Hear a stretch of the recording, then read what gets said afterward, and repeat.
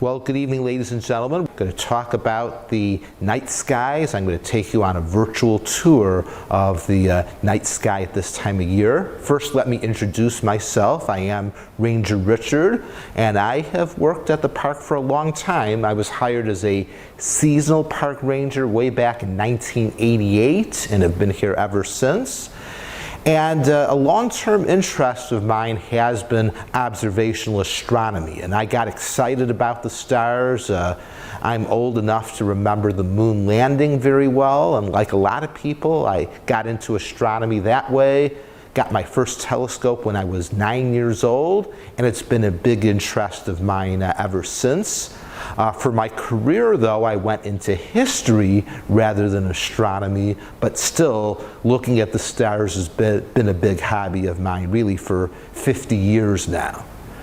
And our park was nice enough way back in 2009 to send me on a special detail at Bryce Canyon National Park, and there I learned about how they present astronomy as part of their activities. And so in 2010, the Gateway to the Stars program was born, and I have sort of an unofficial title as Sky Ranger here. So now we'll get into a tour of the night sky. Well, of course, if it's a clear night outside tonight, the first thing that everyone will notice in the sky is the first quarter moon. And the moon is in the southern sky at this time of year. This is a slightly magnified view, but just a little bit bigger than you would see to the unaided eye. So this is a view of the moon with a small telescope, and the first thing you really notice is that the dark areas are called the Maria. They're areas where lava flowed early in the moon's history. And the areas mostly at the bottom are what are called the lunar terra, very heavily cratered areas where countless meteors landed and created holes or craters in the moon's surface. The next slide shows a close-up of the moon. The round Maria here is called the Mare Crisium, or the Sea of Crises, and then you have three in a row.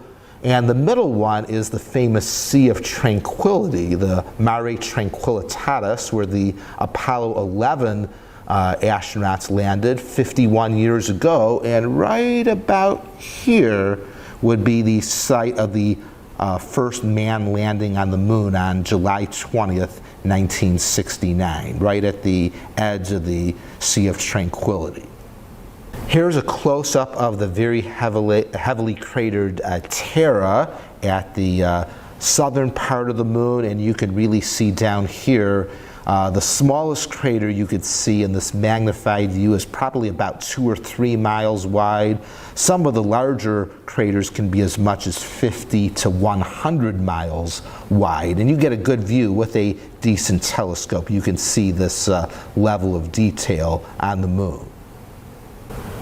As the sky gets darker, about 9 o'clock in the evening or later, you can face east and see 3 bright stars that form the summer triangle. The star Vega, up here at the top, is one of the brightest stars in the night sky. Its light takes about 27 years to get to your eye. It's a relatively nearby star. Altair, to the lower right, is much closer, about 16 light years away. The dimmest of the 3, Deneb, is actually fantastically far away. Its light takes 1,500 years to get to your eye, so it goes back to just a little bit after the time of the fall of the Roman Empire. And these 3 stars really dominate the eastern sky at this time of year. Vega, Altair, and Deneb make up the huge summer triangle. We'll turn and face north, and of course one of the most famous landmarks in the sky would be the Big Dipper, which is part of a much larger constellation, Ursa Major. The 4 stars that form the bowl, and then the 3 that form the handle trailing off to the right. And the two stars in the bowl that are farthest from the handle, if you draw a line through them, they always point directly to the North Star, Polaris. Now, we're very lucky in the Northern Hemisphere because Polaris happens to be directly above the North Pole of the Earth. If you drew a line from the center of the Earth's core through the North Pole and drew it out into space, we're lucky that it points to a pretty bright star, the North Star Polaris. And through the year, you would see the Big Dipper revolve around the North Star. But it's a handy landmark in the sky because it helps you point out north. If you look at the star that's at the bend in the handle of the Big Dipper sometime, you will notice it looks just a little bit odd. If you have good eyes and a dark sky location or use binoculars, you will notice a little tiny star right next to the brighter one. The brighter star is called Mizar. The little star is called Alcor. And legend has it, it used to be a test of vision in ancient times. Now, if you put a telescope on Mizar, you'll of course see Alcor quite far apart from it, but the telescope would show that Mizar is itself a very close binary star. A pretty cool thing to see in the sky. So look at Mizar and Alcor that form the star at the bend in the handle of the Big Dipper. You could use the Big Dipper to locate other objects in the sky. And this is an old mnemonic I was taught as a kid. You can follow the arc of the Big Dipper's handle, follow the arc to a very bright star called Arcturus, and then you could speed on or spike to Spica, which is at the south at this time of year, and then you can continue or curve to the stars of Corvus, which make up a box-like shape. So kind of cool, arc to Arcturus, speed on or spike to Spica, and continue to Corvus to locate three more things in the sky. Now, at this time of year, this time of night, the moon is in the south, so it might make it just a little bit hard to see Spica and Corvus unless the sky is very clear. Another thing you could see is in the southeastern sky. You will notice a pretty bright, kind of reddish-orange star. Its name is Antares, and if it's a good clear night, you may notice three stars in a row that form the head of the Scorpion.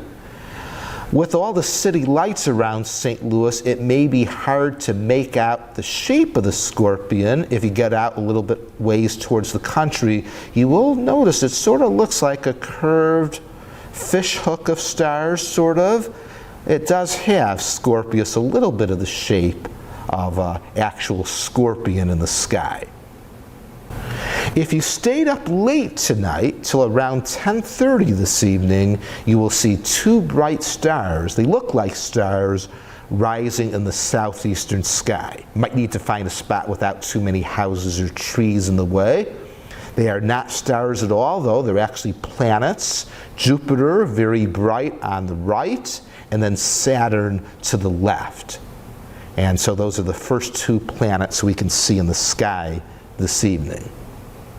This gives you the view of Jupiter as seen in binoculars. And if you have a good pair of binoculars, 7 or 10 power, you may notice one or two of Jupiter's moons that are right next to the planet. With a small telescope, you can usually see Jupiter's four largest. They're called the Galilean moons because Galileo found them with the first telescope that was put to use for astronomy.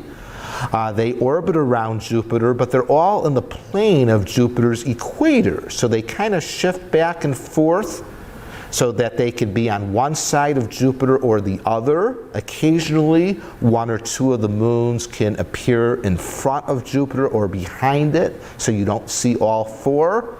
Tonight, you have two moons on each side of Jupiter, but it can be three on one side, all four on the same side. Any combination is possible. Also, with a small telescope, you can start to notice a couple of stripes or cloud bands in Jupiter's atmosphere along the equator. Here's a high power view of Jupiter now, and you can notice the cloud bands in Jupiter's atmosphere very well, not just the two that flank the equator, but there's others towards the poles. And on a good night with a powerful telescope, and if it's facing us, you could start to make out the great red spot at the edge of Jupiter in this view. If you were to have a popular vote, many people would say that Saturn is the most beautiful object that can be seen in a telescope.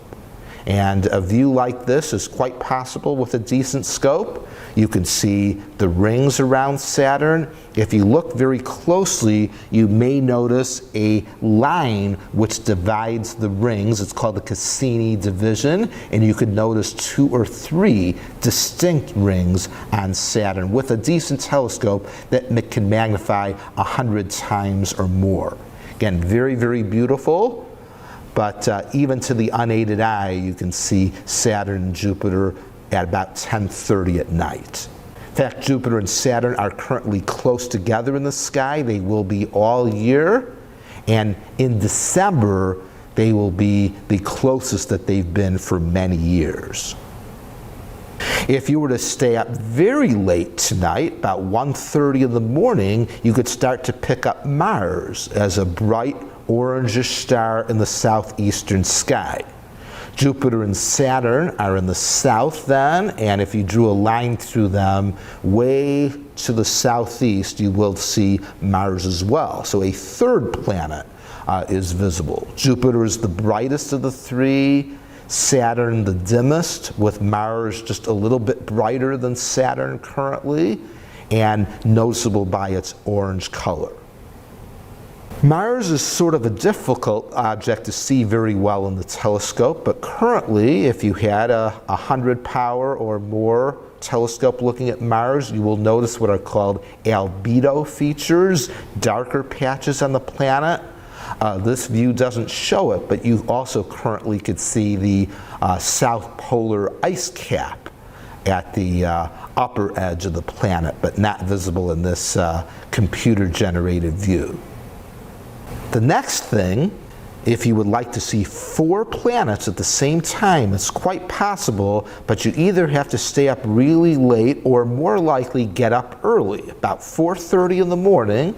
It's actually worth it to see 4 planets at the same time. By then, Jupiter and Saturn are in the southwestern sky, and Mars is in the south. And then brightest of all is Venus, which is in the northeast. So get up early sometime the next couple of weeks, and you can see Venus in the northeast, Mars in the south, and Jupiter and Saturn in the southwest. Not often can you see 4 planets at the same time. Now, honestly, you don't have to always get up at this hour to see Jupiter, Saturn, and Mars. Again, as early as about 1:30 in the morning, you could see them, or they'll make their way over to the evening sky later this summer and fall. But Venus is going to stay in the morning for the next several months. Maybe some of you remember seeing Venus in the evening until the end of May. Then it passed between the Earth and the Sun, and it is now a morning star and will be for quite a while. Now, if you put a telescope on Venus, since it just recently passed between the Earth and the Sun, it's going to look a lot like a beautiful crescent moon currently, or if you have a strong pair of binoculars, about 10 power, you will notice that Venus's shape is currently that of a little crescent. Now, I'd like to give you some hints on how you can explore the sky a little bit better. Don't underestimate binoculars. They give a great view of the moon. They help you locate objects that are pretty dim in the sky or low in the twilight. And I recommend myself either 10 by 50, 7 by 35, or 7 by 50 binoculars. The first number is how powerful they are. The second number is how large the lenses are. And binoculars are great because you could use them to bird watch at plays and other events. Binoculars have a use besides telescopes. A lot of people like to use star charts to explore the sky, and the best way to read them in the dark, you kind of have to solve a problem, because if you have a bright flashlight, that will ruin your being used to the dark. So I always suggest using a red flashlight, and one thing you can do is to use red nail polish to paint the lens of an old flashlight they're not using anymore, or you could try taping some paper bag layers over it.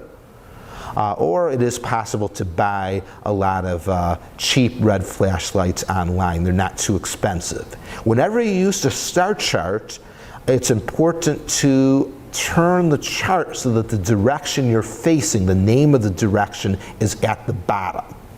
And then if you do that and then hold the chart over your head, it will read correctly. Most star charts show a lot more stars than you can see from a brightly lit city, and that's where you can use the binoculars to kind of fill in the blanks sometimes. Many people who are really into astronomy want to buy a telescope, and I always suggest that people kind of test drive them. And the best way to test drive a telescope is to go to a star party, and local organizations here in St. Louis. The largest is the St. Louis Astronomical Society, but wherever you live, you can probably find an astronomy club. And take a chance and go to one of these star parties and look through a variety of different telescopes. And a suggestion would be, the best telescope is not the big, fancy, expensive one, but one that's really easy to set up and use and get to know and will use often. Now, I'm going to suggest a few websites here, and this is not my own personal opinion, not the opinion of the National Park Service. Skyandtelescope.com is a good website to view, especially the part that's called Sky at a Glance, has a weekly update on sky events. So skyandtelescope.com is a great resource to keep up with the events in the sky.